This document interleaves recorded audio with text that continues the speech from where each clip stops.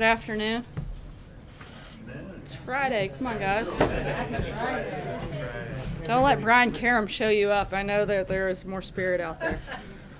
As many of you saw last night, the Senate adopted a budget resolution. This is another important milestone for tax reform and sets the stage for us to pass major tax cuts that will deliver more jobs and higher wages for hardworking Americans all over the country. Many of you have seen today that the First Lady donated the gown she wore to the inaugural balls to the Smithsonian's National Museum of American History. In her speech, she mentioned that leading up to Inauguration Day, everyone was so busy getting ready that the dress's designer ended up only having 2 weeks to work on the First Lady's design and create the dress. It obviously came together, and the First Lady is very excited to take part in the rich tradition of First Ladies contributing to and maintaining our great history. By the way, if you've not visited the Smithsonian's exhibit of First Lady dresses, you certainly should take time to do that. Lastly, today is a particularly special day for all of us here at the White House. There are a lot of people here who serve the President and our country behind the scenes. One of those people is Hope Hicks, our incredible communications director. Tomorrow is her birthday, and as you know, I love a good birthday. So I wanted to make sure to mention it here in the last briefing of the week. So happy birthday, Hope. If you get a minute, be sure to send her a note and wish her a happy birthday. Thanks for your selfless leadership and perhaps most importantly, your great sense of humor. And with that, happy Friday, and I'll take your questions. Jeff. Sir, I'd like to open with a question about the Fed. The President finished his interviews this week and said in an interview with Fox Business that he would consider having Powell and Taylor come to the Fed together. Should we take that as a signal that the other candidates are not going to get the job? We still don't have an announcement on that. As the President said, that's something that's certainly under consideration, but he hasn't ruled out a number of options, and he'll have an announcement on that soon in the coming days. What else is he looking for as he makes his decision? As you know, I'm not going to get ahead of a big announcement like that the President himself will make, but we'll keep you posted when we're ready to roll that out. Blake. On that note, Janet Yellen, the President was extremely critical of her during the campaign, saying at one point she was too political, that she should be ashamed of herself, essentially said she was a political arm of the President and Hillary Clinton. Now he said some rather nice things about her, most recently a couple times that he respects her. What has changed in his thinking as it relates to Janet Yellen over the last year, and can you shed some light on their relationship? I think them having the opportunity to spend some time directly communicating with one another, certainly through this process. But beyond that, again, I'm not going to weigh any further into this process and where we are, other than the fact that the President will make an announcement on it soon. When is the President himself going to weigh in on what happened to those 4 special ops soldiers in Niger? I'm sorry, I'm not sure I follow your question there. Will the President address publicly, and if so, when? What exactly happened to these 4 special ops soldiers? Yeah, as we said, as General Kelly specifically addressed several times yesterday, that the Department of Defense has initiated a review which occurs anytime there's an American that's killed in action. We're going through that process. The President, the Department of Defense, and frankly the entire country and government want to know exactly what happened. And the President and the nation are grateful for those 4 American heroes, and we won't rest until we get some answers, and that's part of this process, and that's what they'll do. And when the time is appropriate, we'll talk about the details of the investigation. Sarah, the South Florida Sun Sentinel released a video of Congresswoman Wilson's speech in 2015.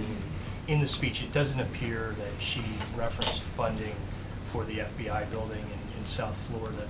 Does General Kelly still stand by the statement that he made yesterday, that he felt that she was grandstanding and that she was taking credit for Absolutely. funding? General Kelly said he was stunned that Representative Wilson made comments at a building dedication honoring slain FBI agents about her own actions in Congress, including lobbying former President Obama on legislation. As General Kelly pointed out, if you're able to make a sacred act like honoring American heroes all about yourself, you're an empty barrel. If you don't understand that reference, I'll put it a little more simply. As we say in the South, all hat, no cattle. Well, in fact, have you seen the speech? I have. And then you know that most of it was her effusively praising these FBI agents. And when she was talking about what she did in Congress, she was not talking about securing the $20 million. She was talking about naming the building She for was these also FBI talking about agents, who that. she then went on to effusively praise. She was And that was also- the bulk of the speech. She also mentioned that, and she also had quite a few comments that day that weren't part of that speech and weren't part of that video that were also witnessed by many people that were there. What General Kelly referenced yesterday. Tell us specifically, because Exactly if he's what he going said. to- There was a lot of grandstanding. He was stunned that she had taken that opportunity to make it about herself. Can he come out here and talk to us about this at some point? I think so that he's he can addressed get the that facts pretty straight? thoroughly yesterday. No, he was wrong yesterday in talking about getting the money. The money was If you want to secured go after before General she came Kelly, into that's up to Congress. you, but I think that if you want to get into a debate with a four-star Marine general, I think that's If he'd come something out here and do highly it, inappropriate. that would be wonderful. Go ahead. Thank you, Sarah. When President Trump spoke at the CIA building in January in front of the stars of 117 CIA agents who had fallen and been killed in the line of duty, he talked about a number of different things, including a lot about himself. He talked about the fake news attacking him. He talked about the MLK bus and the controversy over that. He talked about the crowd size at the That wasn't an event set to memorialize those individuals. That was a celebration talking about the transfer of power. It's two very different events. If you look at the president's comments at events like the 9/11 ceremony earlier this year, those were very somber. Those were focused specifically on those events. Those are not even apples to apples, so that's not a fair comparison. Jordan? Thank you, Sarah. Putting the Congresswoman aside for a second, I want to focus on what the mother of Sergeant Johnson said. She said that she felt that the president disrespected her in his comments. Now, regardless of the president's intentions, is the president concerned that what he said might have come across as disrespectful, and does he plan to follow up with her and repair that relationship? Certainly, if the spirit of which those comments were intended were misunderstood, that's very unfortunate. But as the president has said, as General Kelly said, who I think has a very deep understanding of what that individual would be going through, his comments were very sympathetic, very respectful, and that was the spirit in which the president intended them. If they were taken any other way, that's certainly an unfortunate thing. John? Thanks a lot, Sarah. The 43rd President of the United States, President George W. Bush, made some comments up in New York City yesterday, and I'd like you, if you could, just to address some comments that he made just concerning the issue of Russia, specifically Russian influence in the United States. He said the Russian government has made a project of turning Americans against each other, and he also said that Russian interference will not be successful. Foreign aggressions, including cyber attacks, disinformation, and financial influence, should never be downplayed or tolerated. Do you agree with those sentiments expressed by the former Do we president? agree that Russian interference shouldn't be tolerated? Absolutely. And we've said that many times before, and certainly would argue that that has been repeated. I know I've said it at least a dozen times from this podium. And I just want to follow up with a question I've asked you a few times, most recently in July. It relates to our relationship with Russia, and I've never gotten an answer for you on that. Does the President Trump, view Russia as an ally, a partner, or an adversary? And as I've said before, I think a lot of that depends on Russia and what type of relationship they want to have and whether or not they want to be a good actor or a bad actor. And we're going to continue trying to work with them on certain things that are very important, particularly for national security, on things like Syria, on things like North Korea. We'd like to be able to work with them to confront some of those threats. And so some of that will be determined by the actions that Russia takes and how they want to be perceived. Matthew. Thanks. I also have a question about that George W. Bush speech, but first, just to clarify, are you saying the White House is no longer saying that the Congresswoman talked about the funding? She just talked about legislation in general? We're talking, I specifically said, and I'll repeat it again, that General Kelly said he was stunned that she made the comments about herself, and that was the point of what he said. That was what took place here yesterday, and we still stand by those comments. Okay, and then on the George W. Bush speech, he said at one point, bigotry seems emboldened, our politics seem more vulnerable to conspiracy theories and outright fabrication. Does President Trump agree with this assessment? And if so, what does he see as his role in addressing that? Does he agree with the assessment of what? I'm sorry. That bigotry seems emboldened and our politics seem more vulnerable to conspiracy theories and outright fabrication. Those were former President Bush's words. I think if anybody is pushing a lot of fabricated things right now, I think most of that would be coming from the news media, and we would certainly agree with that sentiment. David? What about the bigotry? I'm sorry, I've called on David. The President signed an executive order today. Basically, what it appears to do is it allows the Pentagon to recall retired officers into duty under the 9/11 authority that he has. What's the reason for this executive order? I don't have anything further on that, and I'll have to get back to you, David. Sarah? General Kelly was obviously very upset that this has now become a political conversation, the President's call with the widow, and I think more broadly the fallout of the soldiers that were killed in Niger. So why did he feel like it was appropriate to come out here to call a Congresswoman an empty barrel rather than calling her privately like he's done with other members of Congress who've been critical of the President? And why did President Trump feel the need to take that even further today and tweet about her? I think that it's real simple. You guys are the ones talking a lot about that story, and he felt it was important to address you and all of America directly. This story has been given an enormous amount of coverage over the last 48 hours, and he thought it was important that people got a full and accurate picture of what took place, and that was a personal decision that he made, that he wanted to come out and frankly not just share with you, but like he said, share with all of America and make an appeal to America to go back to kind of honoring that sacred code of Gold Star families.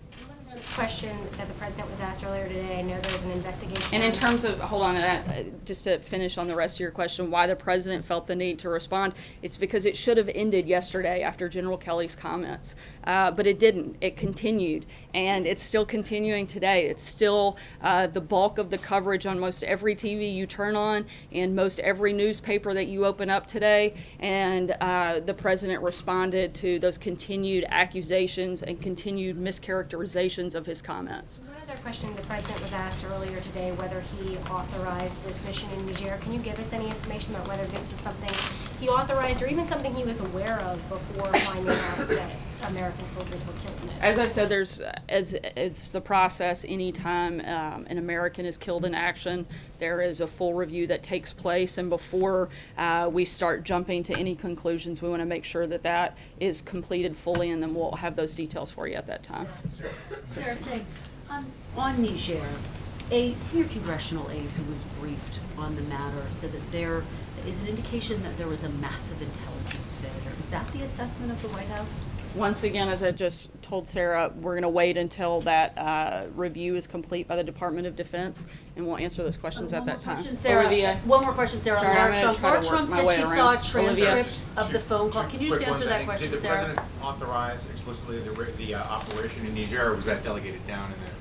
Again, I'm not going to get into any of the details at this point. You may be able to talk with those at the Department of Defense, and they can answer anything further. But where we are in the process until the review is complete, we're not going to weigh in any further. Kelly? The Senate Foreign Relations Committee is going to take. Sorry, I'm going to try to get to everybody. Kelly, go ahead. Given all of the reaction to the content of the President's phone call, does President Trump intend to make phone calls to families of the fallen in the future should other Americans die while he is Commander-in-Chief? I think we're hoping and praying that those phone calls don't have to take place, and so that's where we are right now.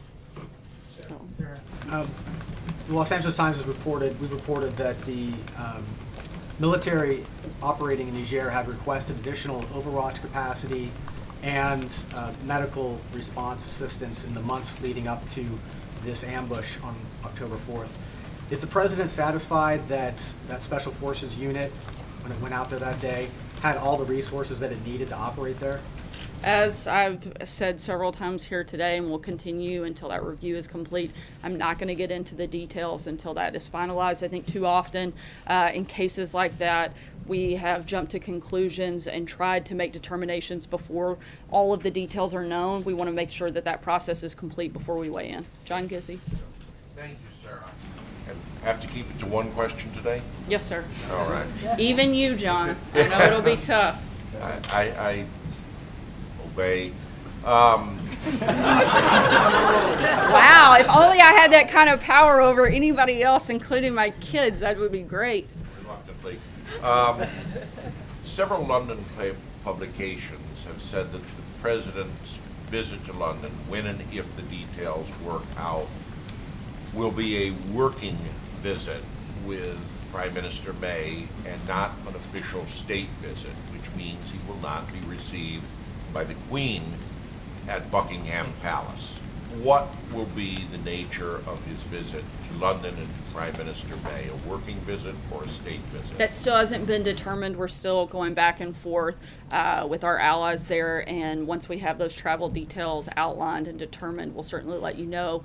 But they've made the invitation for the president to come. We've accepted, and we're working out the logistics. We anticipate that it'll be sometime next year, but at this point, there's no other details beyond Downing that. Street has made the invitation. Right.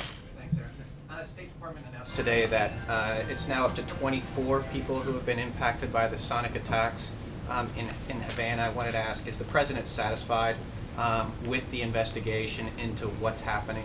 And has he reached out or considered reaching out to any of the victims? I don't believe that he has reached out to any of the victims involved at this point. That's an ongoing investigation and something we can't weigh in on further at this time. On the call to Sergeant Johnson, Laura Trump seemed to suggest in an interview this morning that there was a transcript of the call and that she'd read it. Is there a transcript, and has it been shared with members of the president's family? There's not a transcript of the call. I believe she was responding to reports and things that she had read, but I haven't spoken directly with her. I'd refer you to the campaign that handles her press inquiries. But there's not a transcript. Fred? Oh, thanks, sir. Senator John Cornyn confirmed today that he is blocking the nomination to OMB for Russ Roy to try to get more relief funds for Texas after Hurricane Harvey. Does that come as a surprise or disappointment to the White House that the number 2 Republican would be blocking a nominee? The administration welcomes a conversation with all members of Congress about the next disaster relief request, which we expect to come in the coming weeks. While we work with Congress on that next request, we urge the Senate to keep doing their jobs by confirming qualified nominees to crucial positions inside our government. This administration has already faced unprecedented obstruction of its nominees, and further delays only hurt the American people. And we hope that they'll get on board and make that process move further along. Sarah, given President Bush's comments yesterday that were asked about, in general, does the White House feel it's appropriate for past presidents to be critical of the sitting president? And when was the last time President Trump spoke to President Bush? I'm not sure the last time they spoke, but our understanding is that those comments were not directed towards the president. And in fact, when these two individuals, both past presidents, have criticized the president, they've done so by name, and very rarely do it without being pretty direct, as both of them tend to be. So we'll take them at their word that these actions and comments weren't directed towards the president. The United Nations, of course, is following very carefully the refugee situation along the Bangladesh-Myanmar border. And President Trump today met with the UN Secretary-General. Did they speak about the Rohingya refugee situation? Was the president asked for any further help? What was the tenor of their conversation?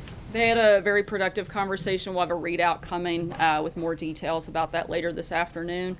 And we'll be around the rest of today to answer questions. And with that, happy Friday. Hope you guys have a good weekend. Thanks. Friday, it was